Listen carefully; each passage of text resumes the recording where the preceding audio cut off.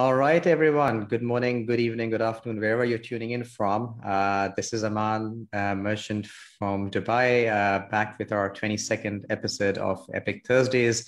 I've got Shawn Wells in the house, all the way from Texas, Austin. Good morning, Shawn. How are you keeping? Hey, I'm great. I'm great right now. Good to talk to you. Well, Sean has a amazing reputation. If you've not read his bio, we can spend the entire 30 minutes just talking about his bio. So I think before we get there, let me kind of remind people who are tuning in for the first time for Epiq Thursdays. This is our 30-minute crash course on a topic that I guess I would like to personally selfishly geek out about. Today, I realized that we've got someone who, a friend of mine, Ben Greenfield had interviewed a few weeks ago, I think pretty recently, if I'm not mistaken. And, he kind of talked about supplements. So we'll talk about that, but, we'll make sure that, whatever we're doing is going to give our audience a flavor of supplements. And also at the same time, we've got a new book coming out from Shawn's end. We'll talk about that as well. But again, before that, Shawn, this morning, what time is it there in Texas at the moment? 9 in the morning. All right, not so bad. All right, so I will try to do a 1-minute bio for those who haven't heard about Shawn, and shame on you if you haven't. but if you have, then this is the chance to kind of learn about it in case you haven't heard of him. So, Shawn, he's the world's leading nutritional biochemist. He's an expert on health optimization. He has formulated an insane number of supplements, over 500. I mean, beat that. Food, beverages, patented a lot of novel ingredients. He's, as I said, known as the Ingredientologist, if I've said that rightly, the scientist of ingredients. He has, personally overcome several health issues, including chronic fatigue syndrome, fibromyalgia, depression, insomnia. So he's really got a lot of things to talk about. And today, like I said, we'll begin by understanding maybe about your history and your personal experience. What triggered you to understand, start this journey of exploration. So, look, here's what I've gone through, and there has to be a better way to deal with this than just going back to doctors all the time. So I think maybe just kind of bring everyone up to speed as to what that. I'm sure it was a hell of a ride when you were going through it, but now we can, I guess, smile and talk about it. But love to understand where that kind of came from and where you started with that. Wow. Yeah. And it was really just honestly self-abuse and lack of self-love and pushing so hard in my life with stimulants, with sugar, with hard work, working 80-hour weeks, and my body was breaking down to no surprise. It was a surprise to me when I was younger. I thought I was invincible and I could do those kinds of things, but those are the things that bring out the passion. Those are the things that bring out your purpose. And yeah, I had fibromyalgia, chronic fatigue syndrome, Epstein-Barr virus, Hashimoto's. I've had a brain tumor. I've had 2 discs removed from my neck, hip surgery, knee surgeries. I mean, it honestly goes on and on and on because my body just could not keep up with what I was doing to it. Wow. I'm someone that is just, a hustle and grind person. I never had the parasympathetic of flow or, rest and digest or relax. It was always just sympathetic or ultra sympathetic nervous system. And those were the 2 states I was always in, heads down, grinding, heat, smoke, pieces breaking off. And that's just not a way to live your life. And it was only through these moments of my body shutting down or me having to get surgeries, having peril in my life. Like at one point with the Epstein-Barr virus, I was in bed for 6 months with pain and inflammation. Couldn't get out of bed. I thought my life was over. I'd never be a productive member of society again. And that was while I was getting my master's in nutritional biochemistry. So, there's been several points in my life that I thought life was over and I wouldn't be where I am now, but I'm blessed to have done all the research to, do the science, to have people around me to learn from, to get all these pieces that I have now so I can help everyone else. Well, you're the perfect specimen, it seems, and for the laboratory kind of geeks, right? That everything that we want to experiment on, Shawn's our guy, and check him out. Exactly. uh, but that's been amazing. I mean, so I guess what was the trigger point once you realized that you need to make a shift and that this isn't like a sustainable thing? Obviously, you kind of, as you said, gone through several turning points here. But what led you to say, okay, I need to kind of now start giving back, create something versus just consume? When I literally was thinking of committing suicide and I couldn't get out of bed, that I wouldn't be able to practice as this biochemist or formulator. That was my dream. And I thought I'd just be in bed the rest of my life in pain and inflamed. Um, that was a turning point. I told myself if I ever get out of bed and I don't kill myself, that I will commit to helping others. And then when I had a brain tumor, I mean, that was a wake up call too. And I thought, again, my life was over. I thought there was nothing to live for. I'm going to die.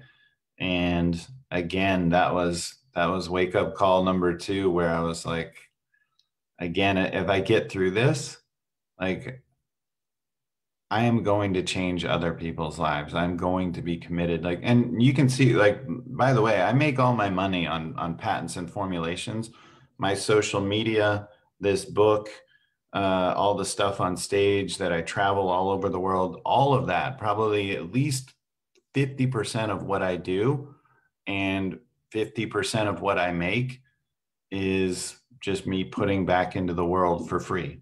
The book is 99 cents at energyformula.com, and it's 400 pages, over 100 scientific citations, over 60 full color diagrams.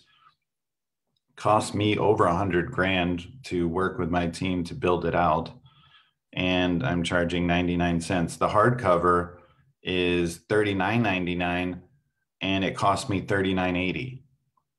I am not like, this isn't about money for me. All the stuff that I do, my social media costs me, a lot of money and a big team to try and put this together with the information I'm putting out into the world, because I care to educate people. I want people healthier. It's my purpose. It's my mission. I could have a much easier work week if I didn't do all this stuff.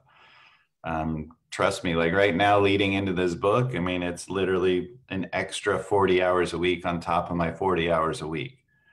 So it's not easy, but this is something I'm very passionate about, because I've been there. I've almost killed myself several times. I've had severe depression. I've had eating disorders. I've had anorexia, and body dysmorphia, and I've been through a lot health-wise in my life. And that's where, like, this book, The Energy Formula, comes in. There's a lot of my stories in there, not only just the science and the supplements and the doses and the stacks and all the research, but like a lot of my stories on how I've dug myself out of this hole and how I want you to never get in that hole.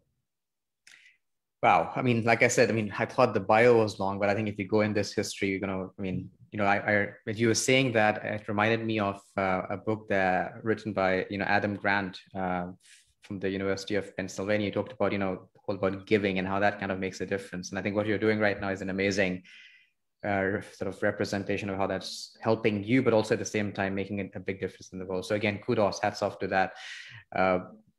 Now, before we dive into the energy formula, because I think I'm intrigued as to, the acronym that energy stands for and some tips within each of those, how, what here in Dubai, I guess, and in the kind of fraternity that I kind of engage with, people have had mixed views on how to stay energized and vibrant during our, pandemic times. What have been the kind of things, and this probably kind of helps us maybe go into the energy formula itself, but in your mind, what has helped you and people that you've worked with or you kind of connect with, speak to, stay on top of themselves, be in flow, not always in that sympathetic hustle mode, but also kind of stay grounded, stay connected, and stay alive, so that they're not just, I guess, alive from that mortal sense, but also like feeling that emotional energy. Yeah, that's such a good point about being grounded. I'm actually studying NLP right now, neuro-linguistic programming, similar to what Tony Robbins does. I don't know if people are familiar with it or not, but It's definitely about being grounded, being in touch with the unconscious mind, and having that clear communication with the unconscious mind, so you can reprogram yourself. But I've loved, like with biohacking, the recent evolution. Like 10 years ago, biohacking was magnets in your fingers and devices in your head, and very hardcore technology. And then it became somehow at some point like bulletproof coffee and things like that. And now I'm seeing it become, an even greater shift. I mean, we've kept all that knowledge of the technical biohacks, things like peptides and exosomes and things like that. But now biohacking is also encapsulating breath work and gratitude journals and box breathing, and daily affirmations and journaling, and it's really cool to see that being acknowledged as that having a transformative impact on your life. And I would dare say, for me, like, I was doing all these biohacks for the last 20 years, but I didn't have the solid foundation of self-love, of self-care, in terms of my own value and worth, and decompressing to build the biohacks on top of the optimizations. I wasn't optimizing myself. I was just trying to stay alive. And it's a Gotcha. very different, position to come from. And then when you do, I mean, it takes 5 minutes in the morning, 5 extra minutes to, like this morning when I woke up, I'm in a hotel room here. This morning when I woke up, I had light chimes come in and slowly wake me up. Then I started doing box breathing, 8-second box breathing, for about 4 or 5 rounds. And then I did some affirmations to myself. I was just saying, like, what a great day it's going to be, that I'm proud of myself, that, you're amazing. And this might sound woo to some people, but if you knew how much your inner critic voice is running, and how much you're tearing yourself down, and how if anyone talked to you like you talk to you, you wouldn't be their friend, you need to change that inner voice, and it will transform your life. It will transform your physiology. You can watch how it changes your cortisol levels. It changes your pulse rate, your blood pressure. I mean, and then it certainly changes your belief in the ability to get things done in your life day to day. So I did those affirmations, and then I did some gratitude. I talked about the things I'm grateful for in my life, that, that I'm going to be on a podcast with you this morning, that, I'm in this NLP class, that I have a book that's coming out. I have great friends around me, and I even named the friends and thought of each of their faces. That was 5 minutes. And trust me, like, that's a lot better than rolling out of bed, grabbing your coffee, letting the dog go to the bathroom, and then just jumping in the car and getting in traffic. I mean, Absolutely.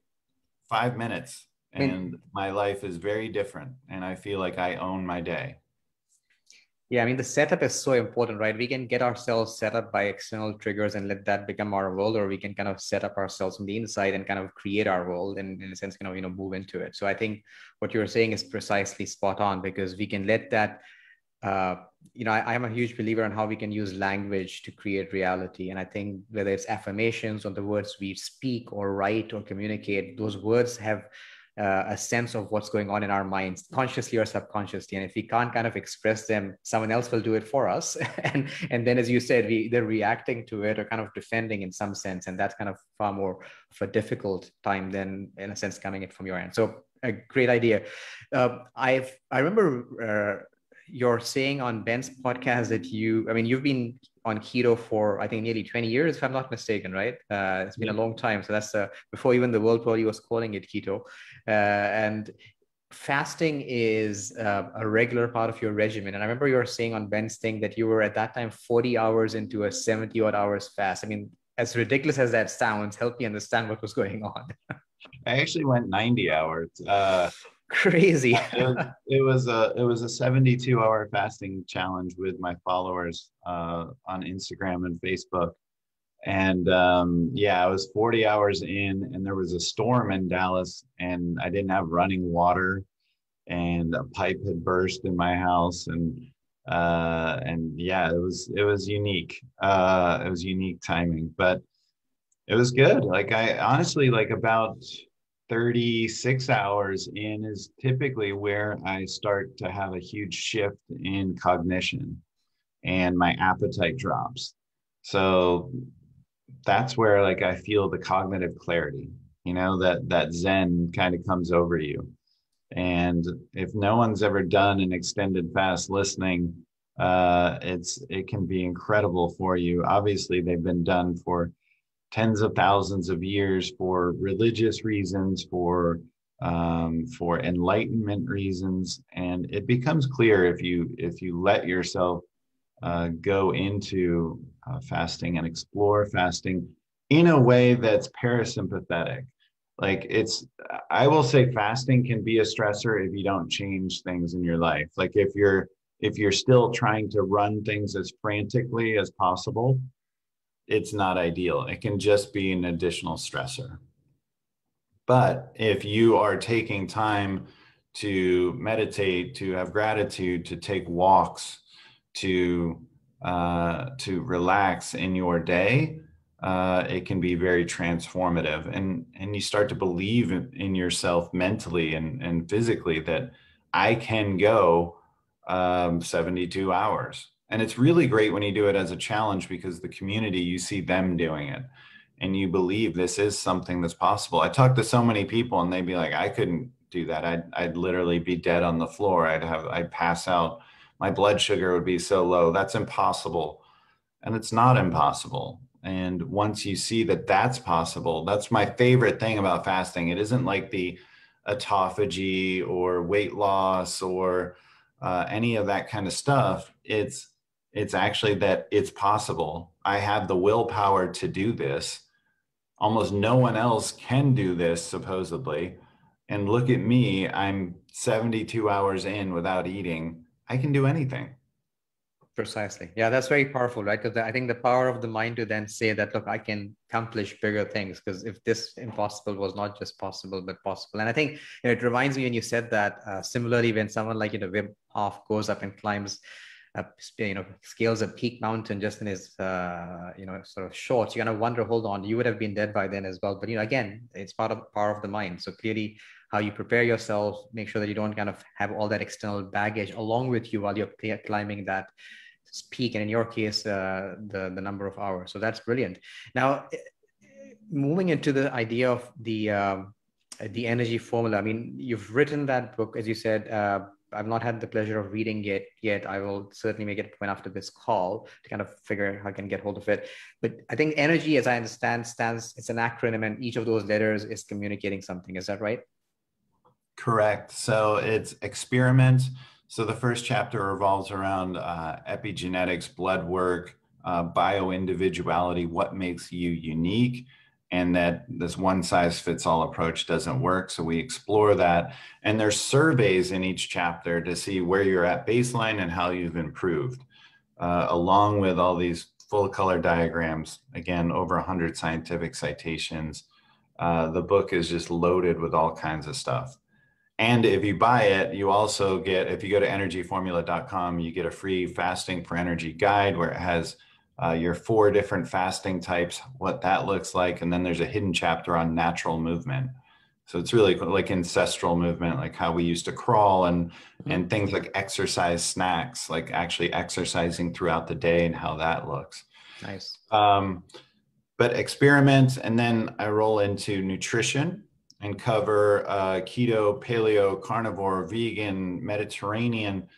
And the key through line for me on all those should be whole foods. You can be unhealthy and have vegan. You can be unhealthy and have carnivore. You can be unhealthy and have keto. Any of them, if you're eating ultra processed foods. You could have Spam and hot dogs on carnivore, and you could have gummy bears and Coca-Cola on vegan. It's all about having a well-programmed whole food diet And then I'm down with whatever you're doing from there. Like if vegan fits for you, carnivore fits for you, or Mediterranean, something in between, cool. Like, but we should all agree upon whole food.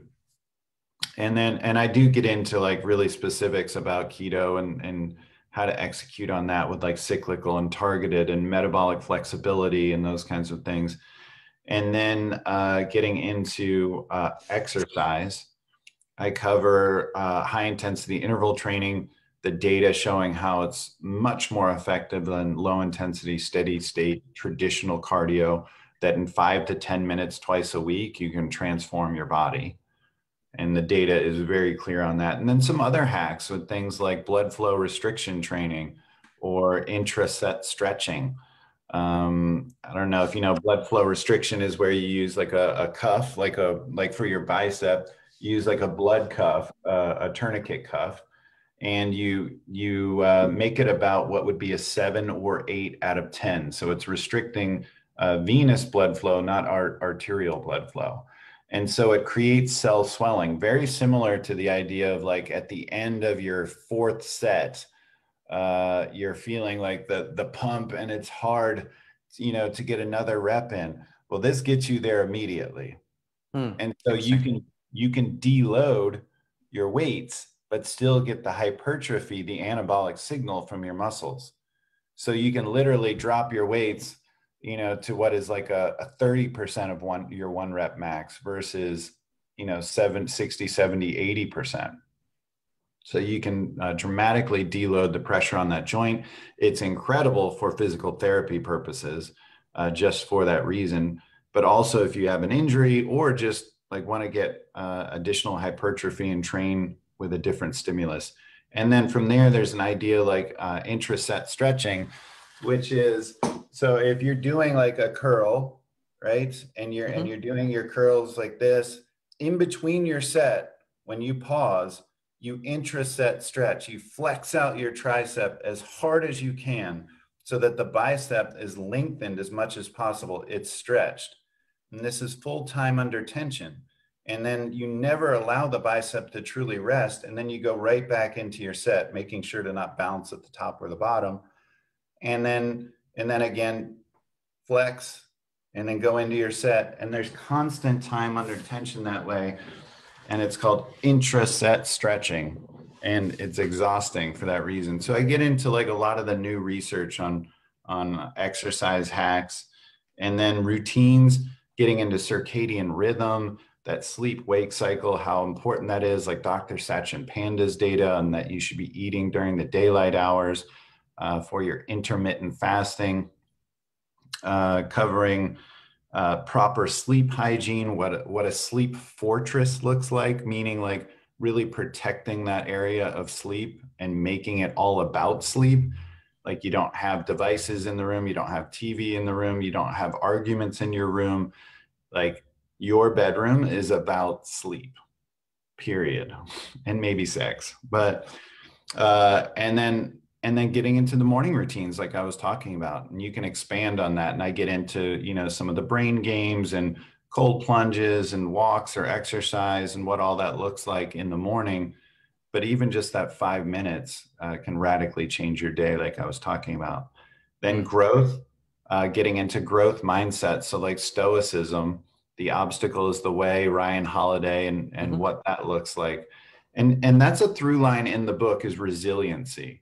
Growth is like mental resiliency, but the through line in the book is allostatic load and what it looks like with your stress bucket and how you can grow your stress bucket, this allostatic load bucket in your body, how you can grow it and be more resilient, and therefore, quite simply put, is harder to kill. We used to be harder to kill. Like we're so thermically controlled all day. For example, it's, in America here, it would be like 69 to 72 degrees. Like we're basically at room temperature all day long in our cars, in our office, in our houses. We're not used to extreme temperatures anymore.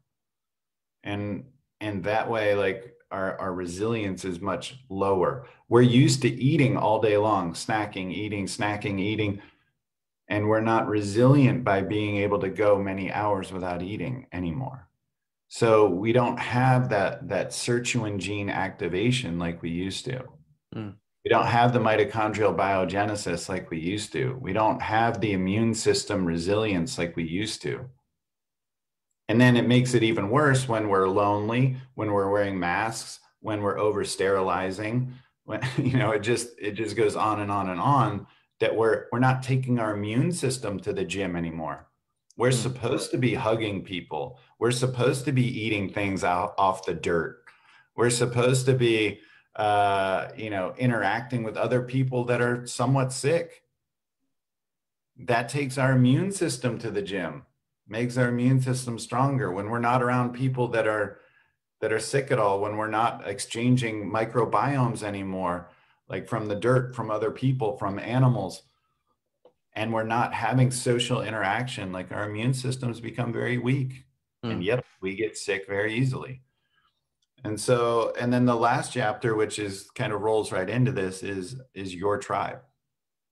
And it's all about like the blue zones, where there's supercentenarians and what that looks like. And yes, we've been looking at the polyphenols, which I go into heavily in the book. And that's actually in my social media this week. If you go to Instagram, is me going through the different polyphenols and which ones are the most powerful and all that. And that's what everyone's looking at when they look at these blue zones, you know, data, like what is it they're eating? Is it the Mediterranean food? Is it the wine? Those things are cool. But the bigger picture is it's about the community, and they have 3-hour dinners and they talk and they relax, and food is a parasympathetic thing for them. For us, we're shoving a candy bar in our face because, you know, we're tired at work and we're getting it out of a vending machine, or we're eating McDonald's while we're in traffic, you know, or we're going to a convenience store when we get some gas and, you know, and get like a bag of peanuts and a Coca-Cola. And this isn't parasympathetic anymore. That's sympathetic, that's psychosomatic connections for sympathetic nervous system. So literally whenever we eat in Western culture, we're triggering our sympathetic nervous system, whether we're stressed or not, because we've associated it with stress. And with them, when they think about food, they're relaxed because they have these long meals, they have community, they're connecting, they're laughing, they're enjoying several rounds of food that take hours and hours. And so for them, it's a time to truly relax. And it's just a completely different experience. And there's, of course, the Harvard study that's over 80 years old now, where they found the #1 determinant of longevity wasn't cholesterol, wasn't socioeconomic status, wasn't gender, wasn't race, wasn't any type of blood work.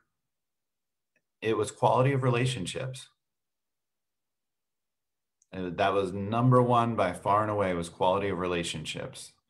And so when we're lonely, when we don't have quality people around us, that can be a killer.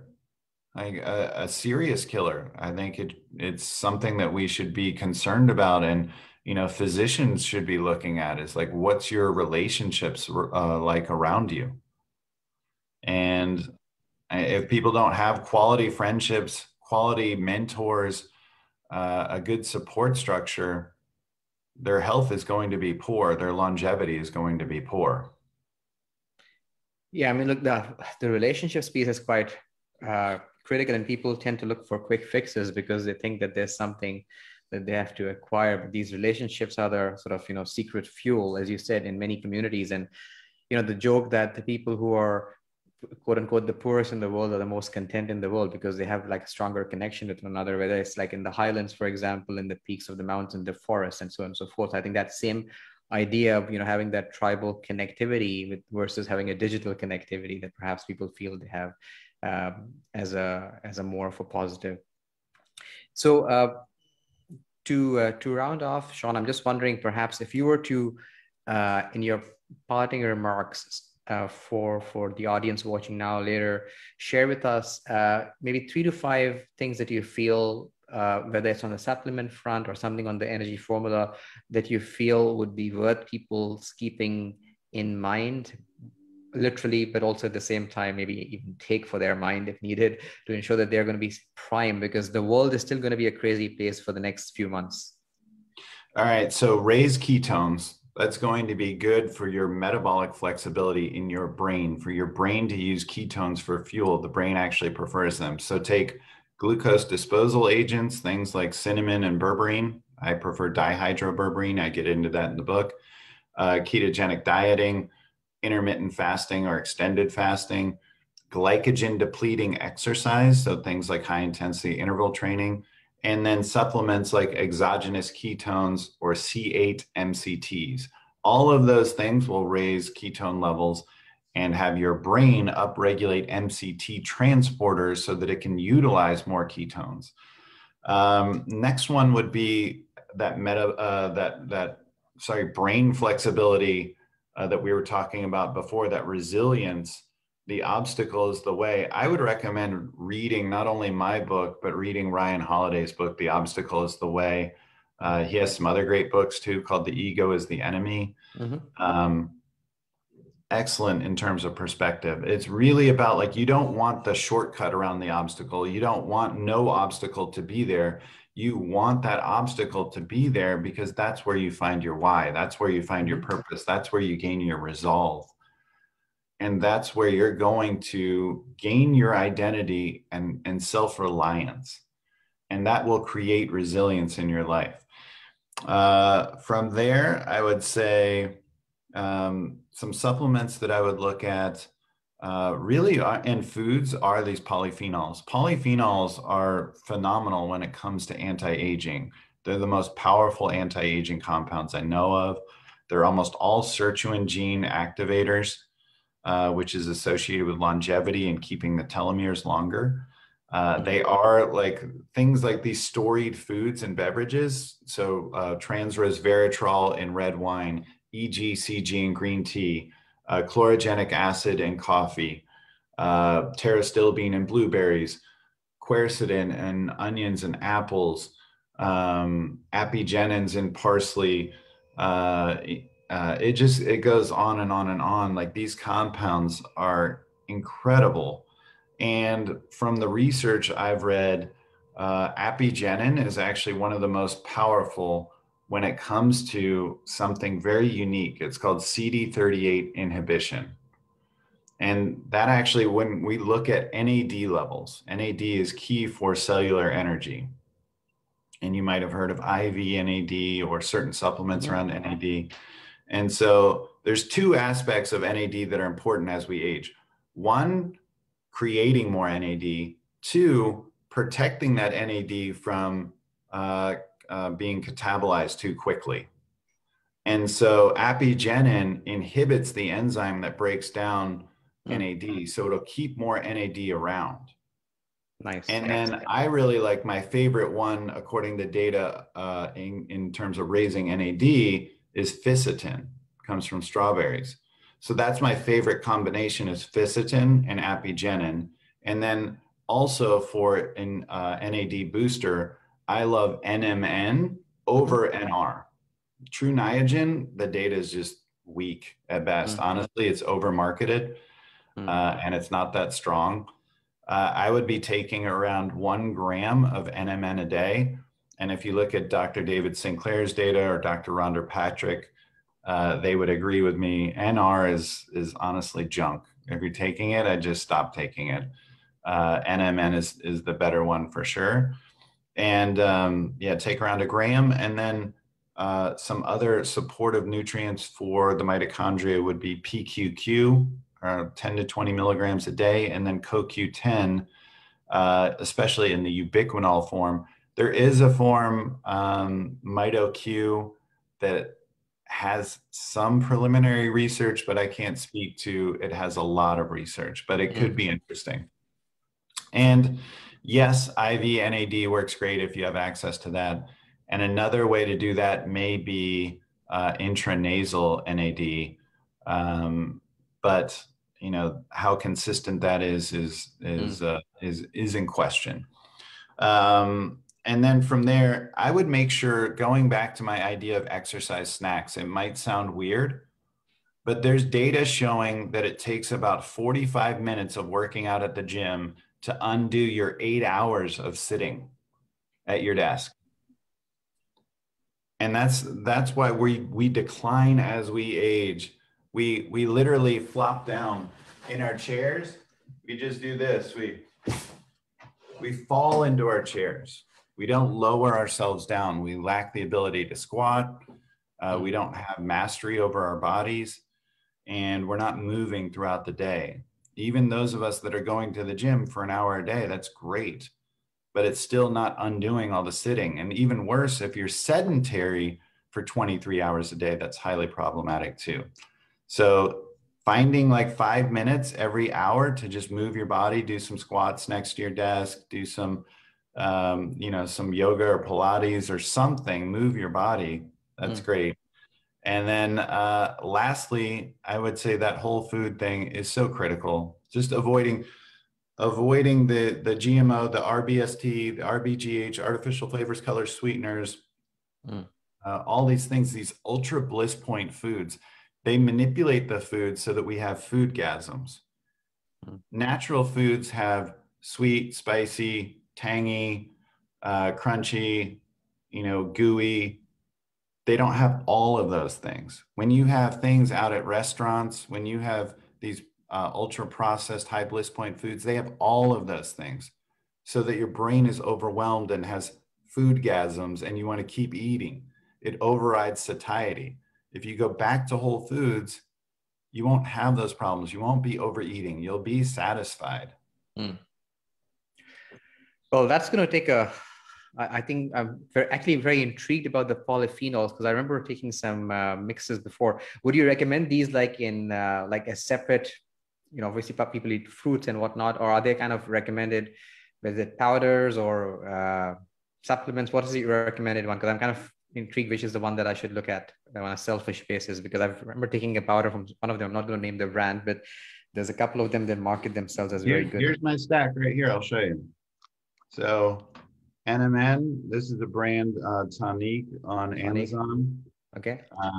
This is just one I trust. They test out and their price is good.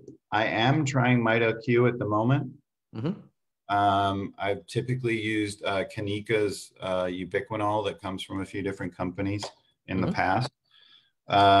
Here's FISSN Doctor's Best is the one I'm using. It's a branded form called Nuvisitin.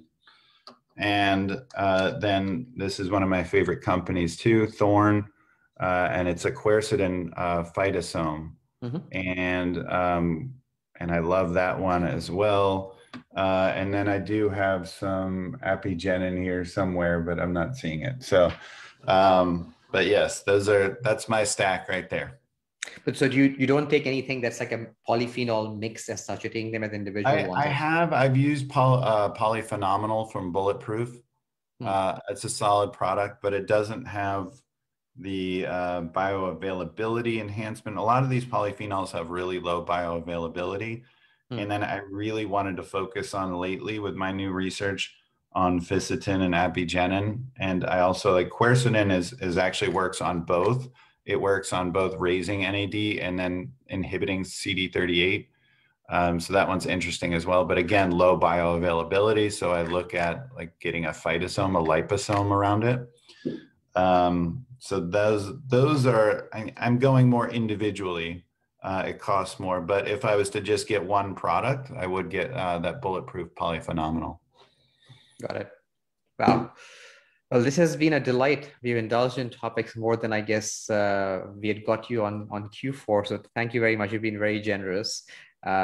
Is there any final parting remarks? If you were to set a challenge for the audience, would it be a 72-hour fast? What would you kind of encourage people to try out if they've never done something before from what they've heard today? When I do my 72-hour fasting challenges on my Instagram and Facebook, which is just at Shawn Wells, ShawnWells, I do like a 24, 48, or 72 hour, because to me, I don't want someone to get overwhelmed at the idea of just 72. And if they've only gone 12 hours without eating and they do 24, I think that's freaking amazing. Like, I'm so proud of you for doing that, because This isn't like a one-time thing. You can always go back, next week, Yeah. next month, next year, and try a longer fast. And you know it's possible now to do 24. Then you can do 48 and 72. And Got for me, I ended up doing 90. So I just say explore, keep exploring. And then, and if you want to do it with bone broth one time, I mean, don't let the fasting police get you, and if you want to do it with ketones or, whatever it is, just explore your body and explore what's possible, and don't put pressure on yourself for it to be a certain number of hours or a certain way because someone told you to do it that way. I just like the exploration of willpower and seeing how you feel and seeing that you can actually feel good on fasting. Yeah. Shawn, thank you very much. It's been so wonderful to have you here all the way from Texas. I know in your hotel room, so thank you for taking the time and making the time in route for your NLP program later on, I guess, either today or in the week. So again, thanks everyone for tuning in. If you watch this later, give Shawn a high five. You can follow his handles. We'll drop them in the notes as well later. But again, very generous, Shawn, and look forward to kind of staying connected. Thank you very much. Thanks, brother.